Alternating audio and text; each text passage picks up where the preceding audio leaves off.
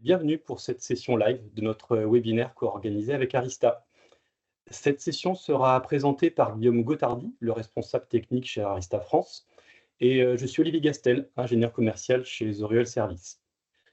Donc pour ceux qui ne connaissent pas encore Zoreal, on est une équipe de 7 personnes spécialisées en réseau et en sécurité, fondée par Raphaël Monnier il y a 11 ans. Nous accompagnons nos clients dans tout le cycle de vie de leur réseau, en commençant par l'audit des infrastructures existantes, le conseil, la conception d'architecture réseau, la fourniture des équipements, leur mise en service et le service managé. Chez Zoreal, j'ai la chance de travailler avec une équipe d'ingénieurs passionnés qui est engagée à placer la technique au cœur des décisions. Et on met un point d'honneur à choisir nos partenaires avant tout pour leur capacité à proposer des solutions performantes, robustes et conformes aux standards de l'industrie, plutôt que parfois des alternatives propriétaires et fermées. Donc on a trouvé là avec Arista des valeurs communes et c'est pourquoi aujourd'hui on souhaitait les mettre en avant au cours du webinaire. Donc c'est un plaisir de vous accueillir tous. On espère que l'expérience sera interactive et enrichissante. Vous pouvez poser vos questions en direct sur le chat. On tâchera d'y répondre en direct et il y aura une session de questions-réponses à la fin. Et surtout, restez bien jusqu'à la fin. On fera un petit jeu ensemble pour essayer de vous faire gagner des cadeaux. Voilà. La session est enregistrée, donc vous pourrez la revoir et la partager avec vos collègues. Je passe la main à Guillaume et bon webinaire à tous. Merci Olivier et merci aux équipes Zoreal pour l'opportunité de venir présenter. Merci à tous ceux qui se sont joints à nous et je vous propose d'attaquer sans trop attendre cette session qui va vous donner un aperçu de ce qu'est Arista, de ce qui rend Arista différent de ses pairs dans l'industrie et j'espère vous donner l'occasion de poser des questions et surtout n'hésitez pas parce que nous avons des personnes sur le chat qui répondront en temps réel à toutes les interrogations que vous allez vous poser. Alors, on va peut-être commencer par resituer Arista pour ceux qui ne connaissent pas Arista, en quelques chiffres, quelques chiffres clés. Donc Arista est né en 2004, on a 20 ans d'existence et 16 ans après le shipment de notre premier switch, on est devenu l'acteur numéro 1 en termes de part de marché sur le segment du data center, et ça depuis le début de l'année 2024. Arista aujourd'hui, c'est plus de 10 000 clients dans le monde, c'est plus d'un tiers des entreprises du Fortune 500 qui nous font confiance. Et en France, pour resituer un petit peu, sur le CAC 40, on a une présence chez environ un tiers des acteurs du CAC 40 et des grandes entreprises. Alors, quelques métriques importantes et intéressantes, je pense, pour nous, c'est un seul operating system dans la gamme Arista, littéralement un binaire unique pour l'ensemble de la gamme switching et routing, quel que soit le cas d'usage et quelle que soit la taille du produit. Alors, Arista aujourd'hui, en termes de chiffres et de volume d'affaires, c'est 7 milliards sur l'exercice 2024. Donc, on est plus de 5 000 employés dans le monde, tout en conservant une structure qui est relativement flat et qui nous permet de continuer d'opérer comme littéralement une grosse start-up. On réinvestit énormément en R&D, on privilégie l'innovation organique et de façon sporadique, on s'autorise à réaliser des acquisitions externes pour venir compléter ou étendre notre portfolio de solutions. Alors, Arista est aujourd'hui le seul vraiment pure player du réseau sur le marché et au travers de 4 grands domaines technologiques. Alors, historiquement, et c'est dans notre ADN, bien sûr, le data center, donc du petit déploiement d'essais avec quelques racks aux infrastructures leaf-spine de très grosse capacité avec plusieurs tiers au niveau architectural pour accueillir du bare metal, de l'hyperviseur, du container, des fonctions métiers plus spécifiques, comme sur la partie droite ici, des fonctions de type réseau pour du telco cloud de type NFV, des solutions d'interco DCI, des solutions d'interco DCI sécurisées, des solutions d'accostage WAN pour réaliser des accostages simples avec des domaines technologiques parfois assez différents qui nécessitent des adaptations protocolaires. Mais Arista, c'est aussi le campus. Et le campus en réutilisant notamment les mêmes patterns architecturaux et technologiques qui font notre succès sur le DC, avec des équipements d'accès bien sûr qui sont plus spécifiques, qui vont supporter le PoE, qui vont supporter toutes les fonctions de contrôle d'accès des devices et des utilisateurs aux infrastructures, avec également des fonctions de sécurité relativement fines et granulaires, à la fois sur la partie wired et sur la partie wireless. Arista est également présent et est un acteur sur la partie WAN, donc fournisseur d'infrastructures mutualisées pour des clients de type service provider, des clients de type entreprise, fourniture de services de type VPN de niveau 2, de niveau 3, VPN de niveau 2 point-à-point multipoint sur les technos traditionnels, pseudo-wire, VPLS, ou sur des technos plus modernes de type EVPN, des technos qui permettent aussi d'aller jouer sur la partie Internet Peering ou transit Internet, et également depuis peu sur la partie branch routage pour les gros campus ou pour les gros sites. Donc, littéralement, on fournit des P et des PE, pour le dire plus simplement. Et enfin, c'est un axe d'investissement qui est assez important pour nous, toute la partie dite AI networking, qui arrive vraiment avec des spécificités propres, avec des applications qui sont hautement distribuées, qui imposent des requirements assez uniques au réseau, des requirements qu'on n'a jamais vus auparavant, hein. Pas d'oversubscription, des fonctions de partage de charges assez sophistiquées, le tout étant réalisé avec le même operating system, avec une cohérence technologique au travers de l'ensemble de ces cas d'usage. Donc, l'approche Arista, elle est vraiment fondamentalement différente de nos pairs, dans le sens où on cherche à faire disparaître les silos entre ces grands domaines technologiques. Donc, quel que soit le besoin, data center, campus, WAN, infrastructure Internet, infrastructure virtualisée dans les clouds publics que vous connaissez, on va retrouver le même operating system sur l'ensemble de ces cas d'usage. De même, on va disposer d'une seule boîte à outils technologique commune, les mêmes protocoles de routage, les mêmes protocoles de management, la même télémétrie et la même représentation des données qui va notamment être utilisée par notre plateforme d'automatisation qui s'appelle Cloud Vision, qui permet de gérer l'ensemble de la configuration de l'infrastructure et des services qu'elle supporte et de donner entière visibilité sur l'état de santé de l'infrastructure et de ses constituants. Cette plateforme, Cloud Vision, est disponible à la fois on-premise, mais aussi as a service dans un cloud hosté, managé, géré par Arista, un cloud sécurisé, et que ce soit on-prem ou que ce soit as a service, vous disposez exactement du même niveau fonctionnel.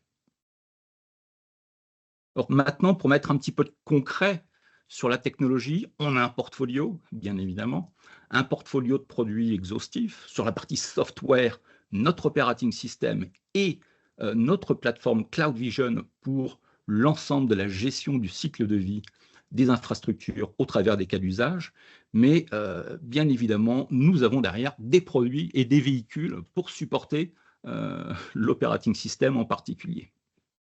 Donc, on dispose d'une gamme de routeurs d'accès, plus orienté branch, une gamme exhaustive de switch data center, format boîtier, au format châssis, des produits orientés au routage particulier, la gamme 7280 R3, et un portfolio PoE fixe, modulaire, compact pour le campus, et un large choix de points d'accès, Wi-Fi 6, Wi-Fi 6E, et plus récemment Wi-Fi 7. Et en complément de ces gammes, donc Arista propose également des solutions d'observabilité, une solution qui s'appelle DMF, pour la construction de fabriques ou de réseaux d'observabilité qui sont déployés à côté des réseaux de production et qui reçoivent tout ou partie des flux de production pour mise en forme et traitement par des sondes applicatives.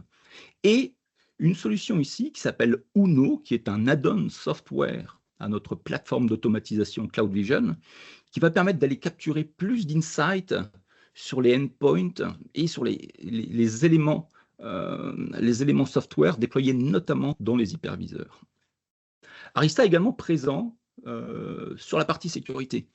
Donc, en complément de notre portfolio d'accès campus, Arista a développé un NAC de nouvelle génération, il y a 2 ans de cela, un NAC moderne, lui aussi disponible on-prem ou as a service dans le cloud Arista, qui s'appelle Agni.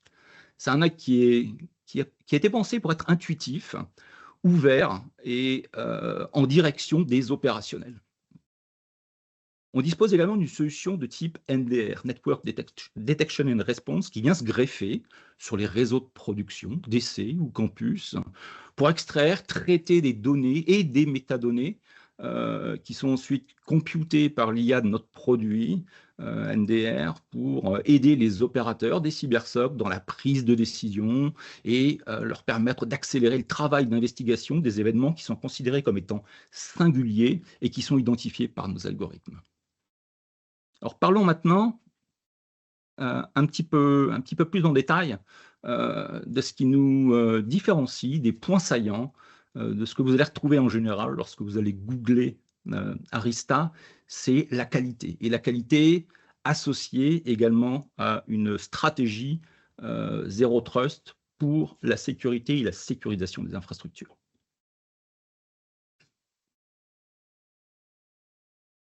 Donc la fiabilité, c'est littéralement la marque de fabrique, c'est l'ADN d'Arista. Pourquoi? Parce que des briques logicielles et matérielles robustes sont les ingrédients de base pour construire des infrastructures et des réseaux résilients. Et chez nous, tout découle d'un élément qui est relativement simple, trivial, c'est que la qualité est un attribut culturel de notre société, depuis la conception des produits jusqu'à leur support. Donc notre CTO, que vous voyez en bas à gauche ici, Ken Douda, incarne littéralement ce mantra, et cette personne ne transigera jamais sur le qualitatif de ce que nous mettons à disposition de nos clients. La qualité nous donne le droit de shipper des nouvelles features ou des nouveaux produits. La qualité est le corollaire de solutions sécurisées, parce qu'un OS plus qualitatif, c'est moins de CVE ou de failles de sécurité, donc c'est moins d'upgrades forcés et non anticipés et moins d'exposition à des conséquences catastrophiques. Cette qualité, elle se retrouve également au niveau de notre TAC. On a un TAC qui est formé d'équipes hautement qualifiées, il n'y a pas de triage, l'emphase est mise sur la résolution des problèmes clients, pas sur la recherche de métriques, avec une approche assez différente dans le sens où on cherche systématiquement les routes causes aux problèmes que l'on a pu découvrir en opérationnel pour essayer d'avoir une boucle de rétroaction qui va nous permettre de resserrer les mailles du tamis, en particulier dans tout le processus de testing qu'on met en place pour valider nos solutions. Alors, évidemment, les briques de base, l'OS, l'iOS Arista, cet iOS a été designé architecturalement pour produire de la qualité. Il sépare les états des fonctions de processing, qu'on appelle aussi agents chez Arista. Et ces agents, ici, vous avez une fleur avec des pétales. Ces pétales sont des agents qui réalisent des fonctions du data plane, du control plane, du management plane. Ces agents sont autorésilients, ils sont autonomes, ils sont simples à incrémenter fonctionnellement et ils sont simples à patcher. Et on teste une fonction une seule fois pour l'ensemble de nos produits, pour l'ensemble des cas d'usage. Idem côté hardware. Le hardware qu'on produit est conçu en mode bottom-up, sur un principe de minimalisme et de frugalité. Donc nos ingénieurs cherchent à utiliser le moins d'éléments actifs possible pour diminuer l'empreinte énergétique des équipements et pour maximiser leur fiabilité, donc leur MTBF. Idem, le design mécanique, le placement des composants électroniques sur les boards cherche à minimiser la dissipation thermique, être le plus efficace possible dans la ventilation interne des composants pour, là encore, fiabiliser au maximum le produit final. Alors, la haute disponibilité, elle va être facilitée parce que nos produits ont été pensés pour d'abord les personnes qui vont opérer les infrastructures au quotidien et deuxièmement, les utilisateurs finaux de ces mêmes infrastructures. Et une infrastructure réseau, pour nous, c'est comme une application sur votre smartphone, sur votre laptop. Il faut pouvoir la mettre à jour régulièrement pour bénéficier de fixes, de nouvelles fonctionnalités. Et il faut pouvoir le faire sans crainte, avec un résultat qui soit le plus déterministe possible. Donc, on a développé tout un ensemble de fonctions, des fonctions notamment de maintenance qui permettent d'isoler des équipements dans une infrastructure, dans un DC, et de les remettre en service sans impact sur le trafic pour réaliser, par exemple, des opérations de maintenance. On a également des fonctions de SSU, ISSU, pour les switches qui vont être appairés en MLAG, donc une solution vraiment qui permet de faire apparaître deux switches littéralement comme un seul switch vis-à-vis du réseau, mais également vis-à-vis des ressources qui lui sont connectées. Ces fonctions qu'on appelle chez nous MLAG, ISSU vont permettre des upgrades quasiment sans impact sur le trafic utilisateur. Pour, par exemple, les switches PoE en campus, où là, on n'a pas forcément de double attachement, on a développé des solutions de Smart Software Upgrade qui garantissent une interruption minimale lors de mise à jour bien inférieure à la seconde. C'est déterministe. C'est des choses qui sont prouvables. Et lorsqu'on couple ce type de fonctions, notamment en environnement campus, à des fonctions de fourniture de courant continu, ce qu'on appelle le continuous PE chez nous, ben on minimise là aussi l'impact sur les devices qui sont connectés au réseau en leur permettant d'être alimentés durant les opérations de maintenance sur l'infrastructure. Même chose côté Wi-Fi. Notre solution Wi-Fi est simple. Il n'y a pas de contrôleur centralisé, pas de goulot d'étranglement dans les flux radio et utilisateurs. Donc, si une borne Wi-Fi perd la connectivité vers la plateforme d'admin, elle va continuer à servir les clients. De même, si une borne va perdre son alimentation reçue en PoE depuis un switch, et si elle est double attachée, elle va basculer automatiquement sur l'alimentation reçue du deuxième lien. Idem sur la partie mise à jour, on a des algorithmes centralisés qui permettent de coordonner les chemins d'upgrade dans une infrastructure dense pour minimiser la perte de couverture, donc l'impact sur les utilisateurs qui s'accrochent à cette infrastructure radio. Alors très rapidement, ça nécessiterait, je pense, un webinaire à part entière, mais Arista dispose d'une solution et d'une approche Zero Trust qui s'inscrit bien évidemment dans le cadre NIS 2, qui part du contrôle d'accès, qui comprend la gestion de la posture temps réel des entités qui se connectent à l'infrastructure, qui prend en compte éventuellement des capacités de segmentation fine et granulaire des ressources attachées au réseau, de la possibilité de chiffrer des flux bas niveau ou au plus bas haut niveau du MACsec à l'IPsec en passant par les fonctions d'overlay de type VXLAN avec pour objectif de se conformer à un framework de sécurité et des bonnes pratiques opérationnelles gérées, orchestrées par notre plateforme d'automatisation CloudVision. Alors maintenant, on va rentrer un petit peu plus sur là aussi les choses qui en général ressortent comme points saillants et des différenciateurs de l'offre Arista en général, c'est la capacité derrière à consommer l'infrastructure, à faire vivre les infrastructures de façon la plus moderne possible. Pourquoi moderne? Parce qu'aujourd'hui, alors ça reste une réalité malheureusement pour trop de gens encore, hein, probablement pour certains d'entre vous, ou peut-être pas, par ailleurs, et tant mieux. Mais c'est une réalité qui existe et une réalité que nous rencontrons assez souvent dans nos interactions avec nos interlocuteurs et nos prospects en particulier. Donc chez nous, chez Arista, on a un principe qui est simple, un canevas de modèles opérationnels modernes qui va reprendre l'ensemble des points ici qui sont mentionnés. Littéralement, le corollaire, le point de départ, c'est d'avoir des modèles de données qui permettent d'abstraire les ressources et les services d'une infrastructure réseau. La suite, c'est d'avoir des outils logiciels appropriés pour générer des configurations, générer des catalogues de tests, idéalement générer également la partie documentation associée à ce qui est configuré, le LLD. Ce qu'on cherche à faire, c'est supprimer les tâches répétitives. Ces tâches répétitives qui sont consommatrices en temps et qui sont à faible valeur ajoutée.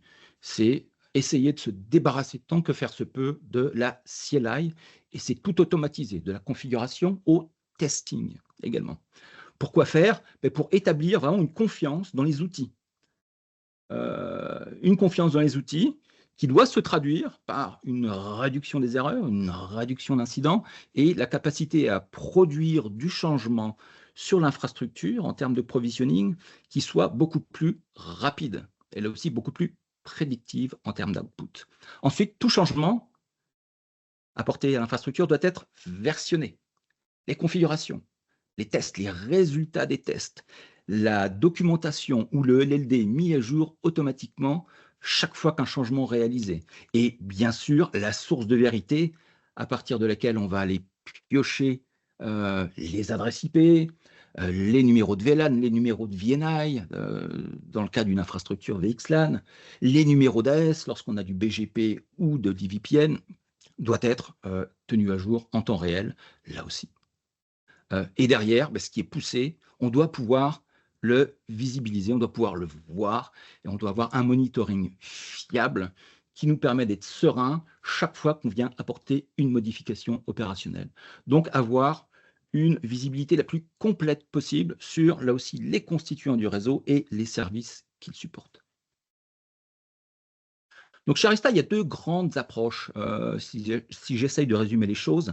Il y a alors une voie complètement intégrée avec notre plateforme d'automatisation qui s'appelle Cloud Vision, qui va permettre de gérer l'ensemble de la configuration des produits de la sortie du carton jusqu'au day 2 et fournir de la visibilité. C'est littéralement une application, mais c'est une application tout en étant également une plateforme ouverte qui est capable de s'insérer dans un pipeline plus large d'automatisation. Un pipeline plus large où on va gérer la création et la génération des configurations, des modifications de configuration, au travers notamment d'un framework chez Arista qu'on appelle AVD ou Arista Validated Design. Je vais y revenir un petit peu plus loin. On a également un framework Arista open source qui s'appelle Anta, qui fournit tout un ensemble de catalogues de tests, qu'on va pouvoir réaliser avant une opération, après une opération, ou lorsque l'on veut simuler du change dans un jumeau numérique.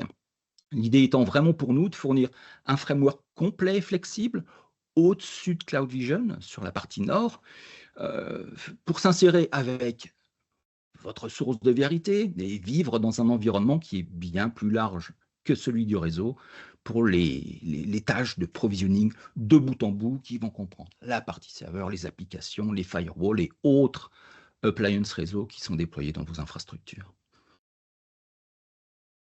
Alors, un petit exemple rapide, ici, alors ça c'est la GUI Cloud Vision, où littéralement vous pouvez tout gérer, y compris la source de vérité, si vous le souhaitez. Qu'est-ce que ça va montrer? On a une représentation hiérarchique du réseau, ici probablement du campus. On est sur un étage où on a une pile de switch campus, et ce que cette vidéo va montrer tout simplement, c'est qu'on est capable très simplement de réaliser un change. On va vouloir configurer des changements de profil sur des ports qui ne sont pas actifs pour accueillir des points d'accès avec certainement des éléments de configuration standard appliqués que l'on voit ici à l'écran. Ce sont les éléments qui vont être poussés sur le réseau et on exécute un change control qui va vérifier la bonne conformité de la configuration et qui va ensuite exécuter ce change control en poussant les éléments de configuration vers les équipements visés. Et ça, bien sûr, c'est qu'un exemple, il y a beaucoup plus à montrer, mais on est capable de simplifier, de distiller au maximum l'utilisation de cette GUI en minimisant les clics et en proposant des workflows intuitifs, des workflows qui sont un petit peu guidés, mais qui ne sont jamais imposés parce que vous aurez toujours la possibilité de customiser tout ce que la partie provisioning de notre plateforme Cloud Vision propose. Alors après, il y a cette approche plus de bout en bout. Cette approche plus de bout en bout, où le point de départ pour Arista, c'est ce framework open source qui s'appelle AVD, qui est maintenu par Arista, qui est drivé par une communauté, qui est littéralement un framework complet d'automatisation réseau pour la gestion complète du cycle de vie de l'infrastructure, qui va essentiellement générer des configurations from scratch, des zéros, des configurations de changement, qui va disposer de modèles de données, qui va pouvoir aussi participer à la validation de ce qui est poussé en orchestrant des tests avant et après déploiement. Et ce framework n'est pas antagoniste avec notre solution Cloud Vision. Bien au contraire, il est tout à fait complémentaire, et j'y reviendrai un petit peu plus tard. Ce framework, non seulement il génère de la config, mais surtout, comme je mentionnais auparavant, il génère de la documentation. Il va générer automatiquement, en format Markdown, de la documentation, et de la documentation qui est de la documentation de type Low-Level Design. L'idée derrière, c'est de pouvoir, dans un framework idéal, préparer un changement, pousser un changement, tester au préalable ce changement, par exemple, sur un jumeau numérique. Arista dispose d'une solution de jumeau numérique qui s'appelle ACT ou Arista Cloud Test.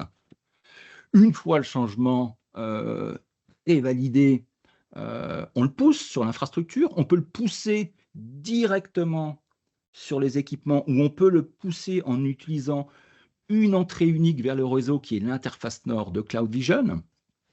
Et derrière, on peut refaire du testing et mettre à jour l'ensemble des éléments de documentation et bien sûr la source de vérité, quelle qu'elle soit, pour s'assurer qu'on ait un référentiel à jour.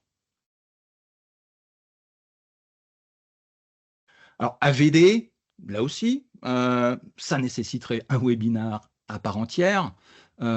C'est un projet open source qui est né en France, qui a été créé par des Français, et qui est devenu un projet majeur alimenté par les équipes Arista, mais aussi par nos clients et nos partenaires.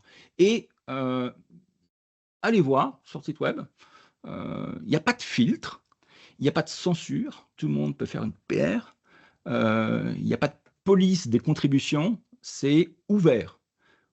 C'est déployé, c'est utilisé par de nombreux clients sur des cas d'usage relativement différents. Ça comprend bien évidemment les modèles de données, des collections Ansible, librairie Python également. N'hésitez pas donc à visiter le site. Le site est clair, bien documenté, il est mis à jour très régulièrement. Et si vous allez sur le guide, vous constaterez que la communauté AVD est une communauté active et relativement vibrante, avec là aussi une diversité de contributions et de contributeurs qui vaut d'être notée. L'autre pendant et l'autre projet open source important pour Arista, c'est Anta. Là aussi, c'est une initiative qui est homegrown chez Arista, qui est née en France, elle aussi, et qui est un framework simple en Python de collection de tests pour recéter des infrastructures, vérifier le résultat d'un potentiel d'un change avant de le pousser sur le réseau ou bien après l'avoir poussé sur le réseau, qui est alors simple à utiliser pour ceux qui ne sont pas du tout familiers avec Python, qui est simple à incrémenter pour ceux qui sont des développeurs occasionnels, donc ils peuvent écrire des nouveaux tests, qui peuvent contribuer à la collection existante, elle aussi c'est ouvert, voire contribuer littéralement au framework pour l'améliorer. Est-ce que c'est utilisé? Oui. Est-ce que c'est utilisé massivement à très grande échelle? Oui. On a un client qui fait tourner avant des changes, littéralement plusieurs centaines de milliers de tests sur son infrastructure en utilisant cet environnement, ce framework. Donc autant vous dire qu'il est efficace en exécution. Alors je vous parlais de jumeaux numériques juste avant. Très rapidement, Arista propose une solution de jumeaux numériques, ça s'appelle ACT. C'est hosté dans un cloud Arista, c'est sécurisé.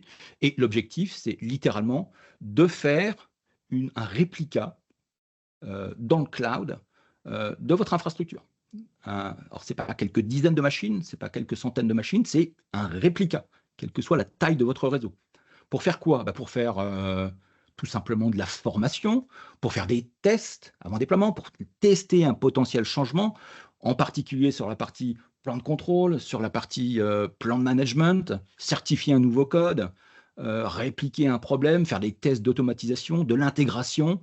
On va répliquer aussi bien qu'on peut le faire dans un environnement virtualisé. C'est-à-dire que ça ne sera pas un réplica à 100%, bien sûr, il y a des fonctions hardware qu'on ne peut pas répliquer dans cet environnement-là, mais en tout cas, pour tout ce qui va toucher au plan de contrôle et au plan de management, vous avez un ISO complet par rapport à votre infrastructure de production.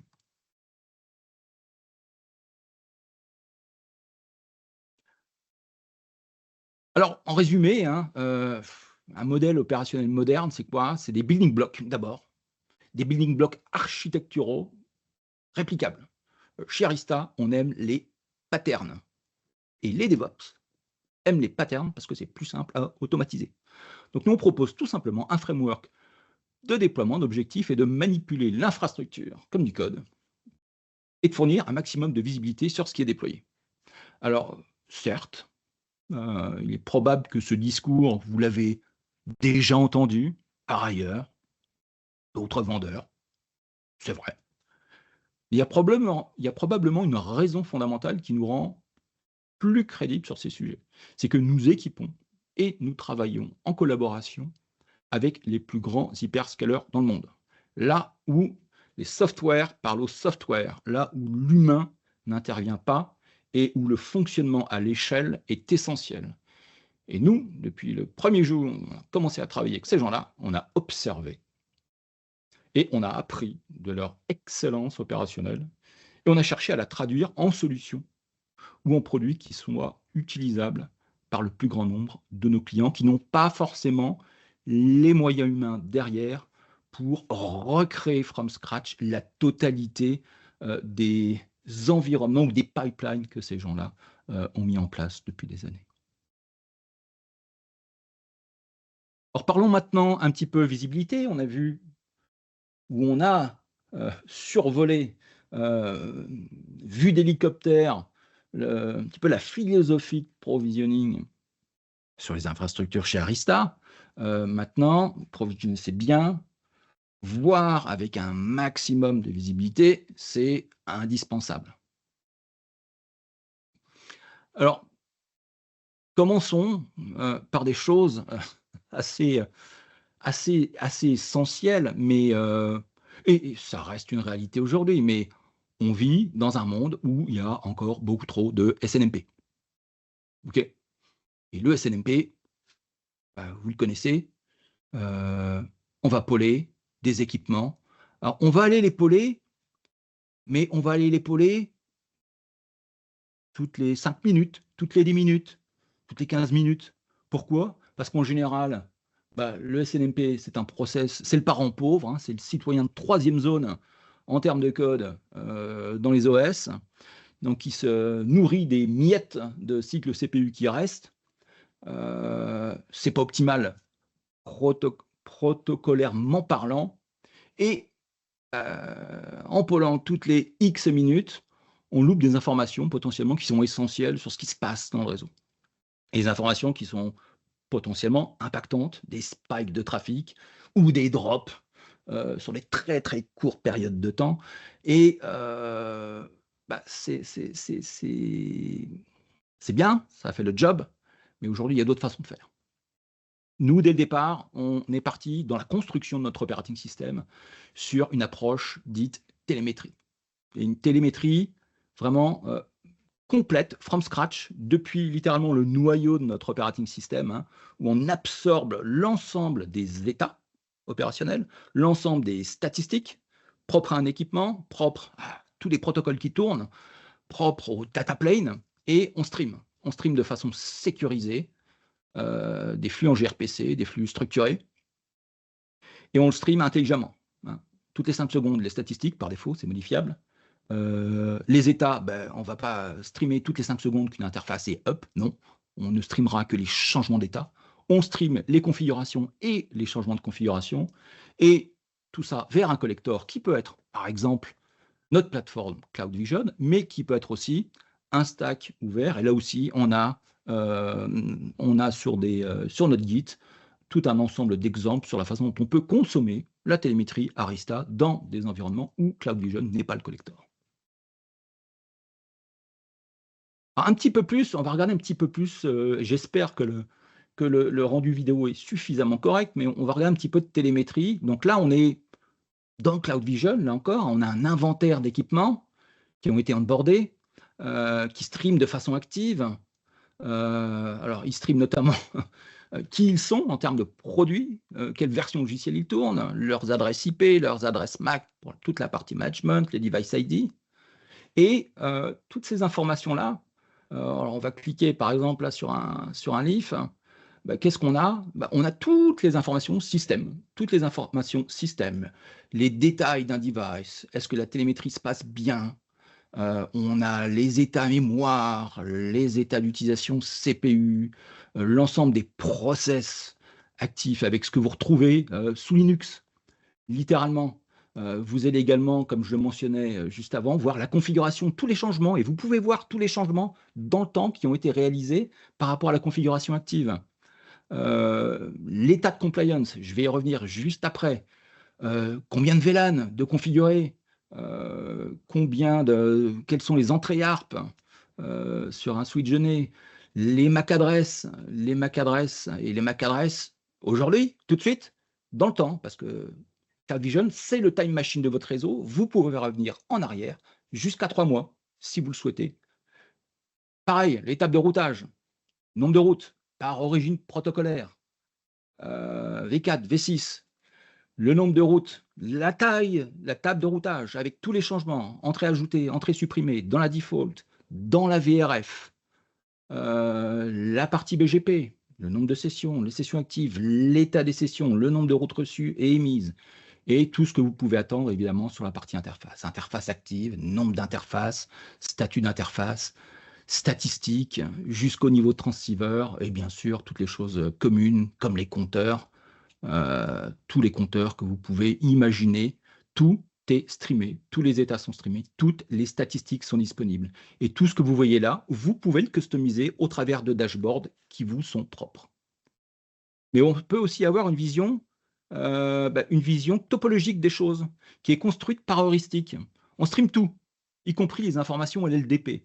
Donc c'est assez facile, avec un petit peu d'heuristique, de reconstruire une topologie automatiquement dans notre outil. Ça peut être customisable, bien sûr, ça peut être modifiable, mais par défaut, on est capable de reconstruire et de reproduire l'infrastructure déployée uniquement avec la télémétrie. Et sur cette topologie, on peut venir mettre en overlay toutes les informations qu'on reçoit, utilisation des liens en valeur absolue, en pourcentage, où se trouvent les VLAN, faire apparaître les liens logiques, comme la topologie VXLAN, par exemple. Et on peut faire des choses qui sont aussi encore plus intéressantes. Notamment, si vous activez du S-Flow sur les équipements, l'infrastructure, on traque les flows et on est capable de mapper les flows dans l'infrastructure à la topologie physique. Alors ça, pour de troubleshooting, c'est intéressant, c'est super intéressant. Si quelqu'un vous appelle et vous dit « j'ai du mal à joindre cette ressource depuis telle autre ressource », vous pouvez voir là où ça doit passer et là où potentiellement ça peut coincer. Peut-être qu'il y a de la congestion sur un lien, ça peut apparaître ici en rouge. Peut-être qu'il y a un problème sur un switch qui va vous renvoyer vers un autre événement. Mais tout ça, vous l'avez par défaut. Par défaut, il n'y a pas de tiering en termes de solution dans notre plateforme Cloud Vision. Alors, derrière aussi, il y a plein de petites facilités. Où se trouve tel VM? Où se trouve tel IP phone? Où se trouve telle adresse IP? Où se trouve telle MAC adresse? On a un Elasticsearch qui va vous donner son meilleur résultat et qui va vous permettre de vous dire que telle ressource, elle est très probablement connectée derrière tel device, très probablement sur tel port. Et by the way, voici les informations pertinentes, le contexte associé à cet équipement. Qu'est-ce qui se passe sur ce port? Est-ce qu'il y a beaucoup de trafic? Est-ce qu'il y a des erreurs en temps réel ou en temps passé? Ça facilite là aussi la vie des opérationnels lorsqu'on reçoit un coup de téléphone d'un utilisateur qui a une plainte à formuler. Alors, je parlais de compliance tout à l'heure. Cette partie compliance, elle est importante. Elle est importante parce que peut-être qu'en tant qu'utilisateur final, vous avez eu un jour une proposition d'un vendeur qui vous a dit, écoutez, on va faire l'état de l'art de votre base installée et on va vous faire une belle recommandation de software à déployer et voici, by the way, la facture. Non, chez nous, ça fait partie des fonctions de base de notre plateforme au travers d'un tableau de bord qu'on appelle le tableau de bord de compliance. Alors, on va reprendre l'exemple de tout à l'heure, hein, mais par défaut, toute la base installée est mappée aux bulletins de bugs qui sont publiés sur le site Arista, aux bulletins de Security Advisory. De même qu'on va vérifier s'il y a des drifts en termes de compliance, de configuration et d'images déployées sur le réseau. On va également vérifier s'il n'y a pas des bulletins de end of life qui ont été publiés sur notre site web pour le software, pour le hardware. Est-ce que votre base installée, est-ce que votre software est out of date? Est-ce qu'il y a nécessité potentiellement de le mettre à jour? Est-ce qu'il y a un produit qui va être heurté par un end of life? Là aussi, c'est intéressant de le savoir. Tout ça, c'est mappé automatiquement, alors soit directement via un accès Internet à notre site web sécurisé, soit au travers d'un proxy, soit en offline avec des scripts qu'Arista fournit si vous avez un bastion. Mais vous avez une vision temps réel, littéralement, de la compliance de votre infrastructure. Et vous pouvez filtrer par type de device, par DC, parce qu'on peut imposer plein de tags sur les équipements, un peu comme dans un environnement de VM. Vous pouvez filtrer les bugs par niveau de sécurité et surtout derrière, vous savez que voilà, tel bug, son impact, les releases affectées et les releases dans lesquelles vous trouverez le fixe associé.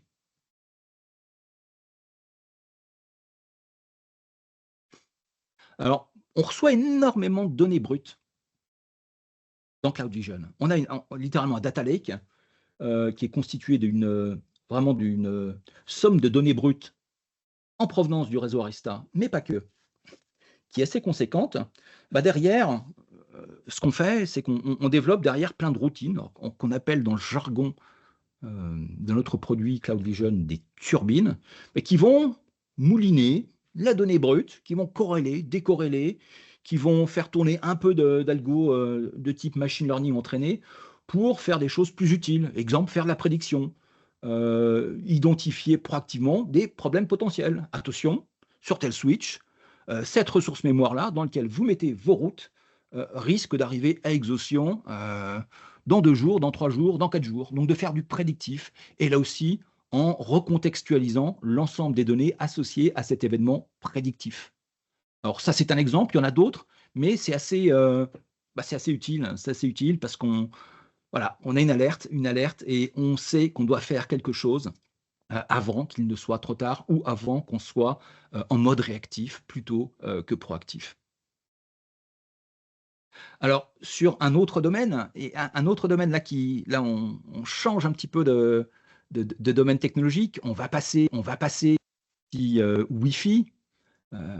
Pour ceux d'entre vous qui ont opéré ou opèrent des infrastructures radio, il y a des difficultés supplémentaires. Parce que ce qui se passe sur un média partagé est parfois plus délicat à mettre en exergue, et très souvent, le Wi-Fi est l'élément que l'on va venir blâmer en premier lorsqu'un utilisateur va se plaindre. Notre solution, là aussi, même précepte de la télémétrie massive en provenance de nos AP dans notre plateforme Cloud Vision, qui va essayer, et le Wi-Fi à lui tout seul, c'est entre 300, 400 KPI vraiment propres à l'environnement radio qui sont remontés. Notre plateforme, elle va essayer de faire un peu le tri dans tout ça. Elle va essayer de ressortir des informations qui vont être signifiantes pour, là aussi, les personnes en charge de l'opération. Et ce qui est signifiant, c'est de savoir qui a réussi à se connecter au réseau, qui n'a pas réussi et pourquoi. donc de garder trace de toute la state machine de connexion d'un utilisateur ou d'un device sur le réseau et de remonter ce qui s'est mal passé, de regarder les problèmes de performance d'un point de vue radio, qui est sur des segments congestionné, où il y a beaucoup de retry, qui n'arrive pas à se détacher de son AP pour aller sur une AP qui est plus efficiente, plus performante, plus proche, qui a un faible RSSI et qui a un faible débit. Est-ce que j'arrive à récupérer une adresse IP, à récupérer une adresse DNS? Est-ce que ces services réseau sont bien accessibles? Et surtout, et ce que je vais montrer ici, c'est la partie Application Experience. Dans nos AP, on a un DPI, on a un moteur DPI qui tourne. Et ce moteur DPI, notamment, il va extraire un certain nombre de métriques qu'il va envoyer dans la télémétrie à notre plateforme Cloud Vision, et on a des algos entraînés, en particulier pour toutes les applications conversationnelles, en particulier celles que nous utilisons aujourd'hui, MS Teams, qui nous permettent de dériver un sentiment, un MOE, si vous voulez, associé à l'ensemble des applications par utilisateur. Et si on prend cet exemple-là que je vais dérouler, alors là, on est sur un site, vision hiérarchique, on est à Boston, et à Boston, il y a des utilisateurs qui ont une mauvaise expérience applicative, notamment sur Teams. Alors, parmi ces utilisateurs-là, alors, on va en prendre un, Donald, Benjamin, un autre Donald, et lorsqu'on clique là-dessus, automatiquement, ce qui va se passer dans notre outil, c'est qu'on va essayer de comprendre ce qui se passe, donner du contexte, là aussi, à l'opérationnel. Là, le contexte, c'est le client. Alors, bon, le pauvre client, en l'occurrence, il a un faible débit, des difficultés. Donc, il réessaye d'accéder aux ressources radio et il a une mauvaise expérience applicative. Et ce qu'on va essayer de comprendre, c'est les raisons derrière. C'est les raisons. Et les raisons, elles peuvent être multiples. En l'occurrence, ici, il y a beaucoup de contention sur le segment de radio. Le canal utilisé a beaucoup de contention parce qu'il y a beaucoup de clients et probablement c'est un environnement qui est extrêmement dense en termes de déploiement d'AP. Donc ça, c'est une première chose. Première chose, derrière, ce qu'on va essayer de faire, c'est après avoir fait ce constat, c'est suggérer. Comment est-ce qu'on peut régler le problème? Alors, pour régler le problème, il y a plusieurs façons de régler un problème de contention. Ici, ça va être de changer, alors en l'occurrence, dans ce setup-là, le channel est fixe, il faut le mettre en auto dès le départ, et surtout lui donner la possibilité dynamiquement de rescanner l'environnement radio. Est-ce qu'il y a des perturbations? Est-ce qu'il y a Est-ce qu'il y a nécessité de ressauter sur un autre canal pour faire en sorte qu'on libère du cycle radio, entre guillemets, sur la partie RRM? Et accessoirement, on peut lui dire, écoute, active une fonction intelligente qui va faire en sorte que tu vas refuser les clients pour essayer de les repousser vers d'autres AP adjacentes qui seront elles aussi capables de servir ces clients et qui seront moins chargés que toi. Donc voilà le type de choses qu'on essaye de faire. Mais, point important, vous n'allez pas m'entendre parler de AI-based, self-healing ou quoi que ce soit, parce que pour nous, il faut toujours qu'il y ait un humain qui prenne la décision finale. Donc, on ne va pas venir se substituer à l'humain pour aller automatiquement modifier des éléments de configuration dans l'infrastructure. Non, nous, on veut qu'il y ait une paire d'yeux en face d'un changement. On propose, on suggère, on accélère la procédure de résolution et les suggestions à faire pour régler le problème, mais on ne se substitue pas à l'être humain, qui reste le dernier rempart par rapport à la meilleure chose à faire sur l'infrastructure. Alors, on parle visibilité réseau, mais on sait aussi associer de la visibilité applicative à de la visibilité réseau. Tout à l'heure, je parlais de ce composant UNO, Universal Network Observability, qui est capable d'aller rechercher des environnements en particulier, des informations en particulier dans les environnements hyperviseurs, VMware par exemple, utilisation des ressources hardware, utilisation des ressources VM, utilisation des ressources d'un DVS, mapping applicatif des différentes ressources déployées dans ces VM pour pouvoir les mapper à l'infrastructure physique. Être capable de voir, tiens, voilà ce qui se passe au niveau applicatif. Voilà l'application, l'utilisation CPU, par exemple, de l'ensemble des ressources déployées dans cet environnement-là. Voici l'inventaire des applications déployées. Voici les événements propres que je suis capable de relayer de l'infrastructure, de mon infrastructure ESXi.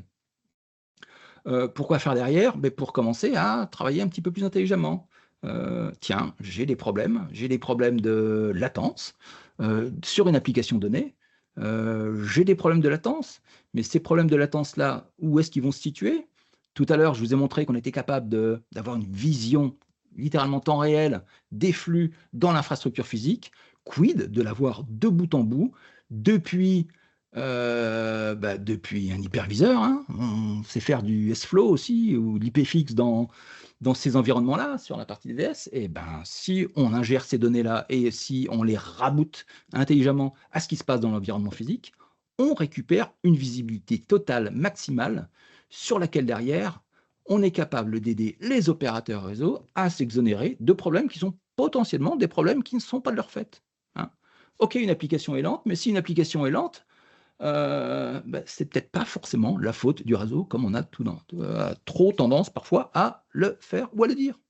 C'est peut-être qu'il se passe quelque chose dans l'environnement de l'hyperviseur. Peut-être qu'il y a des VM qui n'ont plus assez de ressources et que ça impacte une application qui est constituée de plusieurs éléments dispersés sur l'infrastructure physique. Mais ça nécessite d'avoir la visibilité dans la partie hyperviseur et d'être capable de venir corréler ce qu'on va recevoir de cet environnement-là avec ce qu'on sait du réseau.